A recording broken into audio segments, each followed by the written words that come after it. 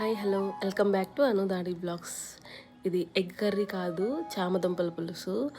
Super స్పైసీగా, ట్యాంగీగా, అలాగే వేడి వేడి అన్నంలోకి చాలా టేస్టీగా ఉంటుంది. అలాగే క్విక్గా కూడా అయిపోతుంది.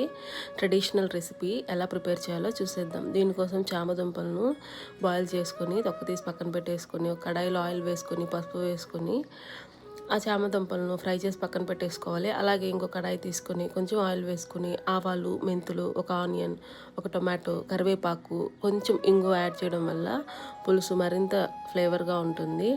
ఒక స్పూన్ సాల్ట్, అలాగే 2 స్పూన్ల కారం, 2 కప్పుల చింతపండు గుజ్జు చామదుంపలు వేసి బాగా దగ్గర పడేంత వరకు కుక్ చేసి దింపేసి వేడి వేడి అన్నంతో సర్వ్ చేసుకోవాలి. ఇక్కడ మా పాప టేస్ట్ చూసి సూపర్గా ఉందని చెప్తుంది.